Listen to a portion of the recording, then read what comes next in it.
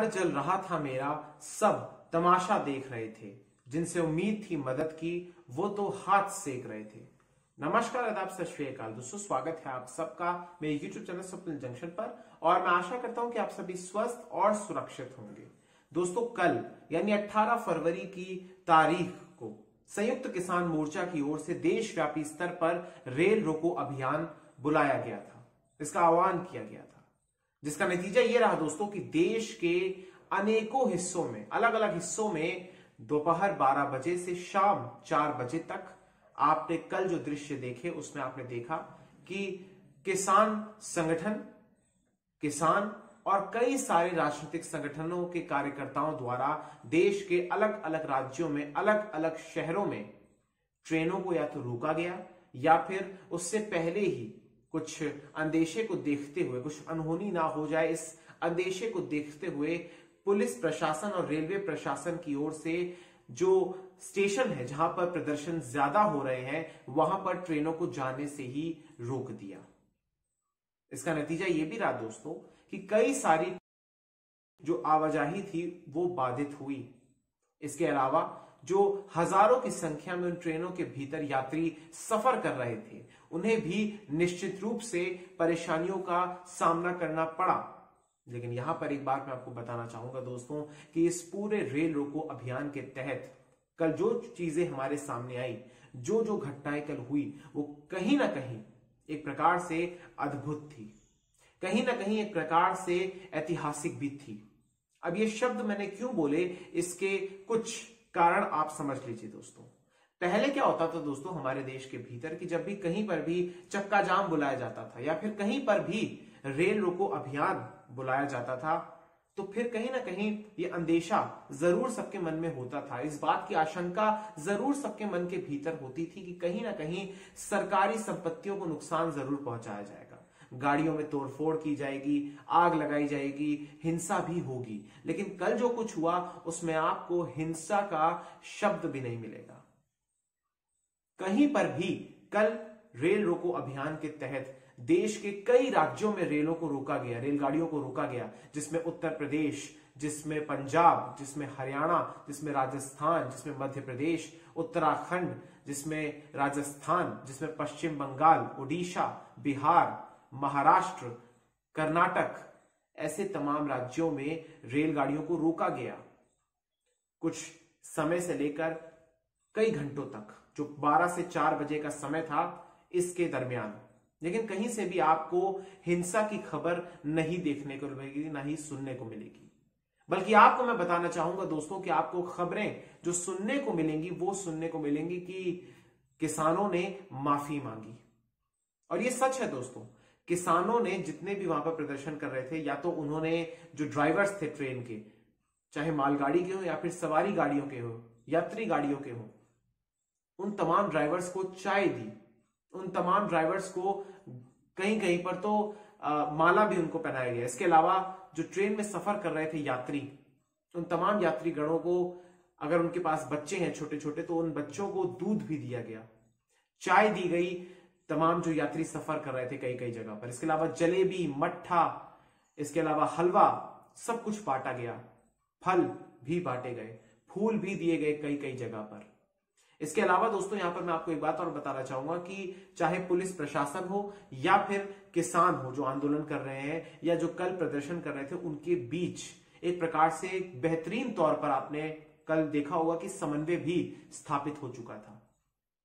लिहाजा हापुड़ जो कि उत्तर प्रदेश के भीतर है, वहां से ऐसी खबरें भी आई कि हल्की सी सुबह नोकझोंक हुई, लेकिन उसके बाद जब प्रदर्शन खत्म हुआ, यानी 12 से 4 बजे के बीच का जो टाइम स्लॉट था, जब 4 बजते ही किसान जाने लगे, तो इतने बेहतरीन तरीके से वहां पर किसानों ने व्यवहार किया कि पुलिस के अधिकारियों ने स्वयं उन्हें पुष्प देकर एक प्रकार से उनका आभार व्यक्त किया। इसके अलावा और भी सिलसिलेवार तरीके से दोस्तों मैं आपको इस वीडियो के माध्यम से अलग अलग हिस्सों की कुछ कहानियां बताऊंगा, क्योंकि संपूर्ण कहानियां बताना, तो संपूर्ण घटना बताना तो आपको इस वीडियो के पूरी वीडियो में संभव नहीं हो पाएगा, लेकिन कुछ जरूर मैं आपको बताऊंगा। लेकिन उससे पहले कुछ और प्रमुख बातें बताना चाहूंगा दोस्तों आपको। दोस्तों मैंने बताया कि किस प्रकार से तस्वीर चेंज हुई। इसके अलावा एक अहम बात और समझिए कि किसान जो है आज 86वां दिन हो चुका है दोस्तों। 86 डेज बीत चुके हैं। 86 का मतलब करीब करीब 2.5 महीने से ज्यादा का समय बीत चुका है और बहुत ही शीघ्र मात्र 2 सप्ताहों के बाद ही 100 दिन भी हो जाएंगे इस आंदोलन को। यानी आंदोलन कोई सामान्य आंदोलन नहीं है। यह आंदोलन कोई अपने निजी स्वार्थों को पूरा करने के लिए नहीं किया जा रहा है। हां, इसमें कहीं ना कहीं समय समय पर, चाहे 26 जनवरी को जो हिंसा हुई या फिर उसके बाद से जो टूल किट का जितना भी पूरा का पूरा कांड सामने आ रहा है, चाहे उसमें दिशा, चाहे उसमें निकिता या फिर उसमें शांतनु, इस प्रकार के किरदार सामने आ रहे हैं, या फिर ग्रेटा थनबर्ग हो या फिर रिहाना हो, मिया खलीफा हो, या इस प्रकार की जो अंतर्राष्ट्रीय हस्तियां हैं, इनके समय समय पर जो बयान सामने आ रहे हैं, इन तमाम बयानों को भी अगर हम साइड में रखें, या फिर कुछ ऐसे संगठन जो कि भारत में प्रतिबंधित हैं, या फिर कुछ ऐसे संगठन जो कि लगातार खालिस्तान की मांग करते हैं, अगर उनका किरदार इस पूरे आंदोलन से हटा दिया जाए, क्योंकि अगर आप एक प्रकार से टीवी देख रहे हैं, अगर आप उन नेताओं को सुन रहे हैं जो कि सत्ता में है, तो फिर आप सिर्फ और सिर्फ उसी ऐनक से इस पूरे आंदोलन को देखेंगे, उसी चश्मे से इस पूरे आंदोलन को देखेंगे कि सिर्फ और सिर्फ ये देश को तोड़ने की दिशा में हो रहा है। लेकिन अगर आप ऐसी घटनाओं को पढ़ेंगे जो कि जमीनी स्तर पर जुड़ी हुई हैं, जो कि सोशल मीडिया के माध्यम से नहीं आ रही है, जो कि डिजिटल प्लेटफॉर्म्स के माध्यम से नहीं सामने आ रही हैं, तो फिर आपको वो मर्म महसूस होगा इस पूरे किसान आंदोलन के भीतर का। 86 दिन हो चुके हैं दोस्तों। करीब करीब 200 से ज्यादा किसानों की मौत हो चुकी है अलग अलग कारणों के कारण। हालांकि सरकार ने तो इसका भी डेटा पेश नहीं किया। जिस प्रकार से लॉकडाउन के कारण पिछले वर्ष कितने मजदूर मारे गए, उसका डेटा भी सरकार संसद में पेश नहीं कर पाई थी, लेकिन मृत्यु जरूर हुई है। इसके अलावा दिल्ली के चारों तरफ जो अलग अलग बॉर्डर्स है, चाहे गाजीपुर का बॉर्डर हो या फिर सिंघू बॉर्डर हो या फिर टिकरी का बॉर्डर हो या शाहजहांपुर का बॉर्डर हो, अलग अलग स्थानों पर प्रदर्शन जारी है। हालांकि एक सच ये भी है दोस्तों कि बीच में कभी कभी वहां पर भीड़ कम हो जाती है, कभी कभी ज्यादा भी हो जाती है, जो कि एक आंदोलन में ये एक सामान्य प्रक्रिया है, क्योंकि लोग अपने असली कामों को भी, या जो अपने घर के कार्य हैं या अपने जो भिन्न भिन्न जो अलग अलग कार्य और भी हैं, उन्हें भी पूर्ण करने की दिशा में अपने घर वापस हो रहे हैं, फिर से वापस आ जाते हैं। यानी वो अपनी रोजमर्रा की जिंदगी में जो उनके सामने कार्य आते हैं दैनिक जीवन में, उसे भी पूरा कर रहे हैं और आंदोलन के फर्ज को भी एक प्रकार से अदा कर रहे हैं, इस उम्मीद में कि कहीं ना कहीं केंद्र सरकार उनकी बात को जरूर मानेगी दोस्तों। लेकिन यहां पर स्थिति बहुत ही ज्यादा गंभीर हो गई है, क्योंकि अगर आप देखें कि पहले 26 तारीख को जो ट्रैक्टर रैली हुई, उसके बाद आप देखिए कि चक्का जाम बुलाया गया 6 फरवरी को, और अब कल रेल रोको अभियान बुलाया गया। आगे भी हो सकता है कि बहुत सारे ऐसे अभियान, बहुत सारे ऐसी स्ट्राइक्स बुलाई जाए, बहुत सारे ऐसे चक्का जाम बुलाए जाए, बहुत सारे ऐसे मार्च बुलाए जाए, और कहीं ना कहीं सरकार पर दबाव बनाया जाए, सरकार का ध्यान अपनी ओर आकर्षित किया जाए। ये सभी तभी होता है जब सरकार और जो पक्ष होता है जिसके भीतर एक प्रकार से कुछ परेशानियां हैं या जो आपत्तियां लगातार सरकार के सामने रख रहा है, सरकार के ही कानूनों के प्रति, तो कहीं ना कहीं उन दोनों पक्षों के बीच का जो संवाद होता है वो कहीं ना कहीं मिसिंग हो जाता है। लिहाजा इस प्रकार के कार्यक्रमों को, इस प्रकार के अभियानों को बुलाया जाता है, और ये सही नहीं है दोस्तों। अगर सरकार लगातार संवादहीन रहेगी किसानों के साथ, तो फिर आखिर इस आंदोलन की दिशा और दशा क्या होगी?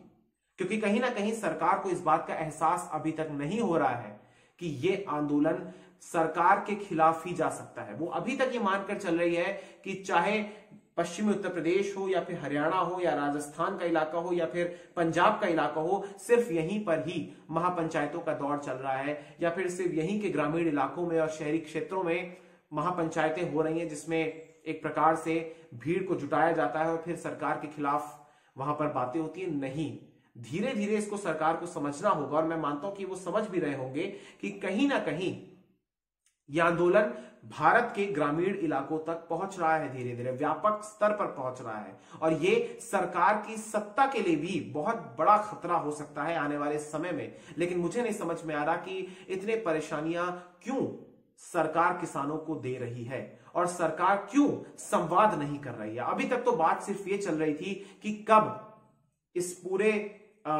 जो किसानों ने अपनी मांगे रखी हैं, चाहे वो तीनों कृषि कानूनों को वापस लेने की हो, या फिर एक प्रकार से एमएसपी पर लीगल गारंटी देने की हो, या फिर उनके खिलाफ जो पूरे आंदोलन के दौरान जो मुकदमे दर्ज हुए उन तमाम मुकदमों को खत्म करने की हो। लेकिन अभी तक ये सारी मांगे चल रही थी, लेकिन फिर भी जो मेन चीज है अभी भी सरकार उस पर बात नहीं कर रही है, और ये लगातार फैल रहा है, लगातार इन तमाम विषयों को अनदेखा कर रही है। लगातार आप देखिए कि चाहे आपने कल देखा कि असम में किस प्रकार से किसानों का मुद्दा एक प्रकार से उठाया प्रधानमंत्री नरेंद्र मोदी ने, जब वो वहां पर अनेकों प्रोजेक्ट्स को या तो उनका लोकार्पण कर रहे थे, या फिर उनका शिलान्यास उद्घाटन कर रहे थे, या फिर कुछ भी कर रहे हो, या फिर लगातार जहां जहां भी वो जा रहे हैं, जिन भी समारोह में वो देशव्यापी स्तर पर अगर ऑनलाइन या तो जुड़ रहे हैं या फिर ऑफलाइन वहां जाकर कर रहे हैं, तो वहां पर जिक्र जरूर करते हैं, लेकिन संवादहीनता अभी भी है।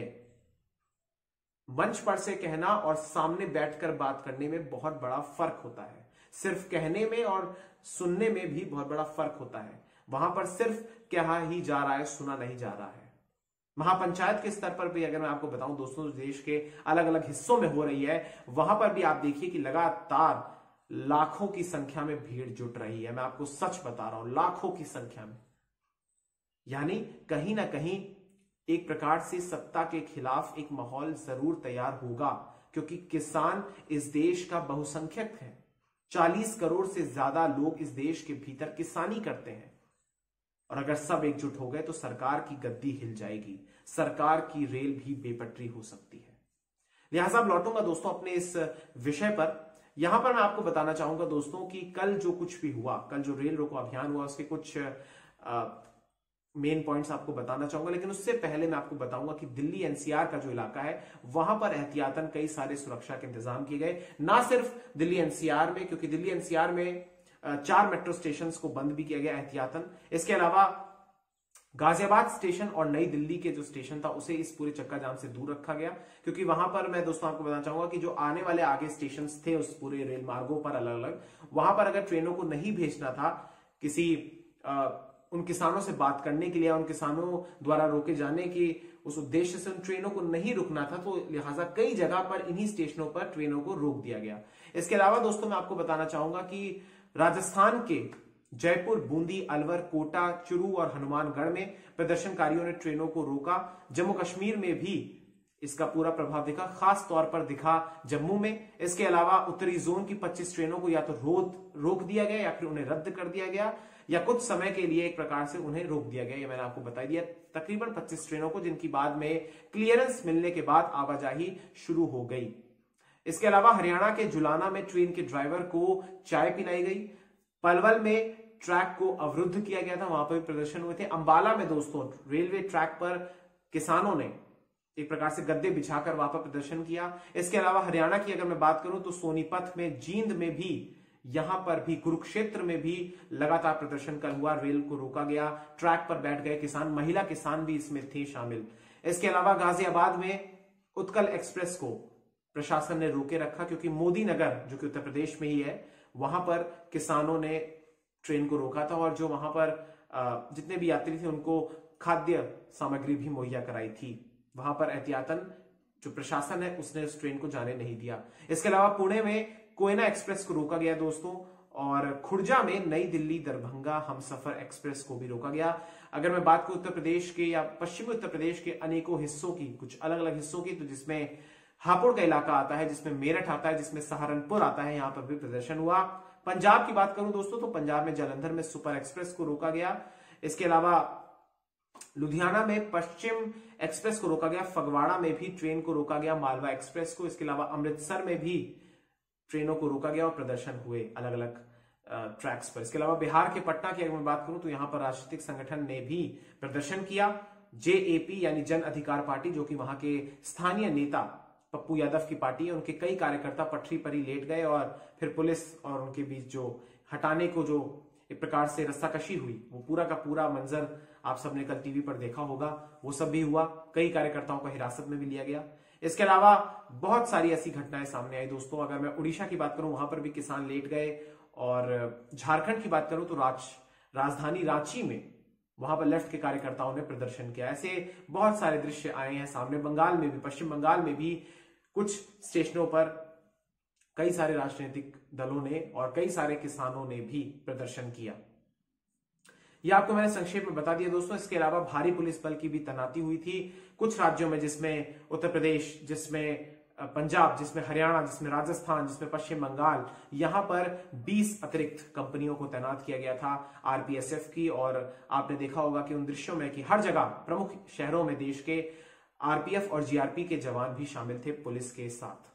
तो सुरक्षा के भी इंतजाम कड़े थे। और जैसे ही 12 से 4 का वो समय खत्म हुआ, यानी 4 बजते ही सारे किसानों ने पूरे अनुशासन के साथ इस पूरे रेल रोको अभियान को समाप्त किया और वे सभी अपने अपने घरों को लौट गए। यानी यहां पर आप देखेंगे कि एक प्रकार से ट्रेनों के पहियों को रोका गया, उन्हें थामा गया, लेकिन उन्हें तोड़ा नहीं गया।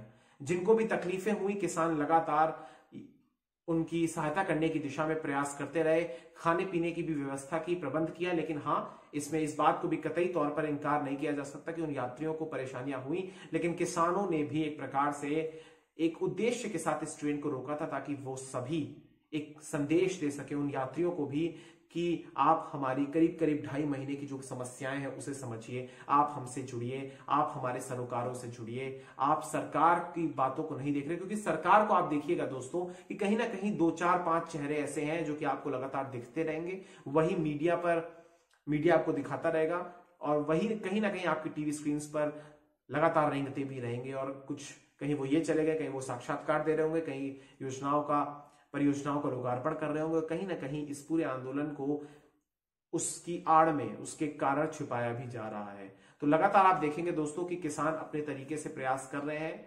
जितने भी अनेकों मामले सामने आए हैं पिछले कुछ दिनों में, जिसमें अंतर्राष्ट्रीय साजिश और ऐसे तमाम टूल किट्स, ऐसी सारी बातें हुई हैं, मैं तो आपसे आग्रह करूंगा दोस्तों कि आप इन पर ध्यान मत दीजिए, क्योंकि ये सारा का सारा मैटर पुलिस हैंडल कर रही है। पुलिस को जो भी इसमें कुछ गलत दिखेगा, पुलिस अपने तरीके से हैंडल जरूर करेगी, लेकिन आपको अपने सरोकार जोड़ने हैं उन किसानों से, उन अन्नदाताओं से जो वाकई में परेशानियों का सामना कर रहे हैं और लगातार एक प्रकार से ये सोच रहे हैं कि कब उनकी बातों को सरकार सुनेगी। सरकार अभी नहीं सुन रही है। सरकार को जब लगेगा कि अब हाई टाइम आ चुका है, अब हमारी गद्दी को नुकसान होगा, कुछ क्षति पहुंच सकती है, तभी आप देखिएगा कि एक दिन बातचीत फिर से शुरू हो जाएगी।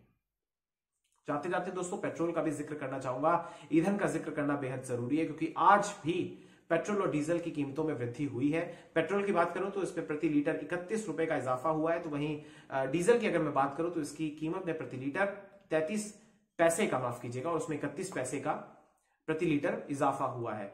इसके बाद दिल्ली की अगर मैं बात करूं तो पेट्रोल 90 के पार हो चुका है। देश के कई इलाकों में जो प्रीमियम पेट्रोल है वो तो 100 के पार हो चुका है, और सादा पेट्रोल जो है वो 90 के पार जा चुका है, यानी नर्वस 90s में घूम रहा है। कई कई जगह सैकड़ा लगा चुका है। सरकार अभी तक कोई ध्यान नहीं दे रही है। एक बात और याद रखिएगा दोस्तों कि जब भी कोई भी पार्टी विपक्ष में होती है तो ही वो मुद्दों को उठाती है, तो ही उसे बढ़ते हुए दाम, महंगाई, पेट्रोल और डीजल की कीमतें, किसानों की समस्याएं, आम जनता की समस्याएं दिखाई देती हैं। लेकिन जब वही सरकार सत्ता में आ जाती है तो कहीं ना कहीं उसे लगता है कि ये सारी चीजें देश हित में हो रही हैं। ये सोचने की बात है। आम जनता की जेब पर जो हमला हो रहा है उस पर चुप्पी साधे कुछ लोग और उस पर कुतर्क करने वाले लोगों को ये सोचने की बात है कि आप क्या कर रहे हैं। आप दाम बढ़ाने को देश हित से जोड़ रहे हैं, ये सोचना पड़ेगा। बहरहाल दीजिए मुझे इजाजत दोस्तों। बहुत बहुत शुक्रिया, बहुत बहुत धन्यवाद। जय हिंद, जय भारत, वंदे मातरम, इंकलाब जिंदाबाद, सत्यमेव जयते। नमस्कार।